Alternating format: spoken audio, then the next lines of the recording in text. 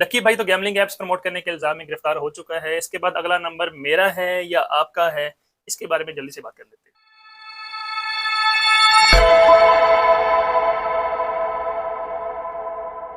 अस्सलाम वालेकुम जी, अकील ऑनलाइन से अकील हाजिर आपके सामने। भाईजान 2 दिन पहले डक्की भाई लाहौर एयरपोर्ट से जब से गिरफ्तार हुआ है, तब से मेरे कितने ज़्यादा स्टूडेंट्स, कितने ज़्यादा मेरे ग्रुप मेंबर्स मुझे इनबॉक्स कर चुके हैं, मुझे कॉल्स कर चुके हैं। जो लोग मुझे जानते हैं वो लोग एक ही चीज़ बार बार पूछ रहे थे कि डक्की भाई भी गिरफ्तार हो गया है, वो भी ट्रेडिंग ऐप्स को प्रमोट कर रहा होता है, आप भी ट्रेडिंग ऐप के बारे में बात कर रहे होते हो, क्रिप्टो ट्रेडिंग के बारे में बात कर रहे होते हो, तो क्या अभी क्रैकडाउन ये शुरू होने वाला है, आपका भी नंबर आने वाला है या हमारा नंबर आने वाला है? तो मैंने कहा एक एक को जवाब देने से बेहतर है मैं इज्तिमाई तौर पे एक ही शॉर्ट सी वीडियो बना देता हूँ, जिसमें अपना मौक़िफ़, अपना पॉइंट ऑफ व्यू मैं बयान कर देता हूँ, ताकि आप लोग के सामने थोड़ी सी मैं एक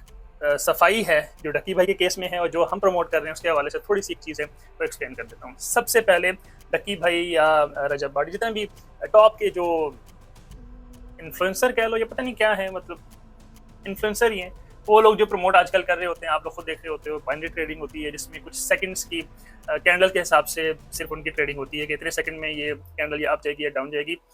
वो हमेशा से मैं कहता आ रहा हूँ, बड़े बड़े जितने भी ट्रेडर्स हैं हमेशा आपको वो गाइड करते आ रहे होते हैं। वकार ज़का है, बदर तनवीर है, हाफिज़ तनवीर है, वो कह रहे होते हैं कि ये चीज़ बिल्कुल जुआ है, ये गैमलिंग है, ये ट्रेडिंग वाकई में नहीं है, क्योंकि ट्रेडिंग में टाइम कोई प्रॉमिस नहीं कर सकता कि इतनी देर में मार्केट यहाँ से यहाँ जाएगी ही जाएगी। यानी कि सिर्फ हम लोग एनालिसिस कर सकते हैं, 1 मिनट, 5 मिनट, 10 मिनट, 1 घंटा, 4 घंटे की कैंडल के हिसाब से एनालिसिस कर सकते हैं, लेकिन ये नहीं कह सकते कि ये 4 घंटे में यहाँ जाएगी ही जाएगी मार्केट। क्या पता वो 4 घंटे में जाए, क्या पता 40 घंटे में जाए, नो वन नोस। ठीक है, ये एनालिसिस होता है। जबकि जो बाइनरी ट्रेडिंग है, जो बाइनोमो, जितने भी ट्रेडिंग प्लेटफॉर्म है ऐसे जो स्कैम को प्रमोट कर रहे होते हैं, उन लोग के लिए वो चीज़ मतलब अब आपके सामने आ चुकी हुई है, गैमलिंग है। आप लोगों को मैं पिछली वीडियो में मना करता आया हूँ, इन चीज़ों से हट के जो रियल एक सोर्स होता है, रियल एक जो चीज़ होती है, सिर्फ उस पर आप लोग फोकस करके क्रिप्टो ट्रेडिंग है, फॉरेक्स ट्रेडिंग है, उसमें अपना आप टाइम भी इन्वेस्ट कर सकते हो, अपने पैसे भी इन्वेस्ट कर सकते हो। सीखने के बाद आप लोग अपनी ट्रेडिंग जर्नी को लेकर चल सकते हो। उसके बरक्स जो क्रिप्टो ट्रेडिंग है, जो कन्फ्यूजन मैंने कहा था एक पेश हो रहा है, लोगों के सामने आ रहा है, उसमें मैं आपको सिंपली एक ही हल आपको बताता हूँ। आप लोग जाओ चैट जीपीटी पे, चैट जीपीटी का पता है ना, शाबाश, chatgpt.com पे जाओ, वहाँ पे सिंपली लिखो जैसे ये मैंने लिखा है ना, क्रिप्टो की रेगुलेशन से रिलेटेड अभी तक पाकिस्तान में क्या क्या हो गया है। सिंपली एक लाइन आप लिखो, गूगल को छोड़ो, चैट जीपीटी पे जाओ,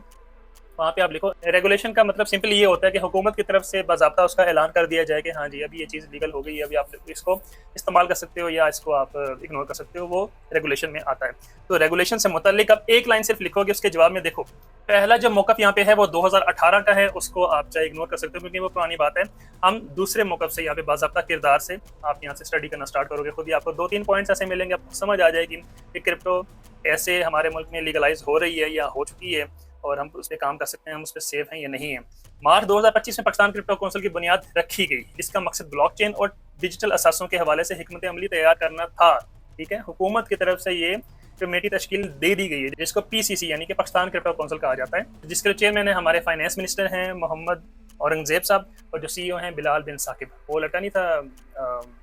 मारो मुझे मारो मीम वाला, उसका बड़ा भाई, एक्चुअल में जो उस मीम में जो उसको थप्पड़ मार रहा होता है वही बंदा बिलाल बिन साकिब,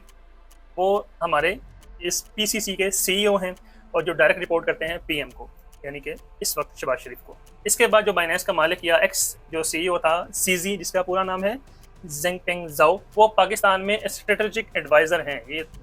दुनिया का कोई 11वें-12वें नंबर पे अमीर तरीन बंदा है जिसको पाकिस्तान ने ये जॉब पे रखा है। मैं तो जब इनकी हायरिंग हुई थी तब मैं सोच रहा था कि इनको सैलरी में क्या देंगे, मतलब क्या पंजाब दे देंगे या सिंध दे देंगे, क्या देंगे, इतना अमीर बंदा। खैर ये हमारी टीम तश्कील दे दी गई है। मई 2025 में बिटकॉइन वेगास से इजलास में बिलाल बिन साकिब ने पहली हुकूमती स्ट्रेटेजिक बिटकॉइन रिजर्व का ऐलान किया और 2000 मेगावाट्स इजाफी बिजली को सिर्फ बिटकॉइन माइनिंग और एआई डाटा सेंटर के लिए मुख्तस करने का मंसूबा पेश कर दिया गया। ये चीज़ें हुकूमती लेवल पे क्रिप्टो के हवाले से हमारे पाकिस्तान में अल्हम्दुलिल्लाह हो गई हुई हैं, सिर्फ 2025 में, यानी कि पिछले 3-4 महीनों में। इसके अलावा और बहुत कुछ है। हुकूमती लेवल पे मालियाती इदारों को ये तरगीब दी जा रही है कि कैसे वो लोग गोल्ड और बिटकॉइन को साथ लेकर चल सकते हैं। जैसे गोल्ड पे वो लोग रिजर्व अपने रखते हैं, कैसे वो बिटकॉइन को भी मुस्तकबिल में अपने असासों के लिए इस्तेमाल कर सकते हैं। तो ये कुछ 3-4 पॉइंट्स तो मैंने बता दिए, डिटेल आप चेक कर सकते हो, मैं लिख के दे दूंगा डिस्क्रिप्शन में, आप लोग खुद फैसला कर सकते हो कि रियल चीज़ रियल होती है और फेक और गैमलिंग वैसे स्कैम होते हैं, वो मतलब थोड़ी सी भी सेंस रखने वाला बंदा समझ जाता है कि ये बात सही हो रही है या 2 नंबरी वाली बात हो रही है। तो मैं हमेशा, या मेरे जैसे जितने भी और आप देखते हो ट्रेडर होते हैं, वो या तो आपको फॉरेक्स या क्रिप्टो मार्केट या स्टॉक मार्केट इनको ही प्रमोट करते नजर आएंगे। कि गैमलिंग और बाइनरी ट्रेडिंग, ये ट्रेडिंग है ही नहीं, तो उसको प्रमोट हम लोग ने क्या करना है।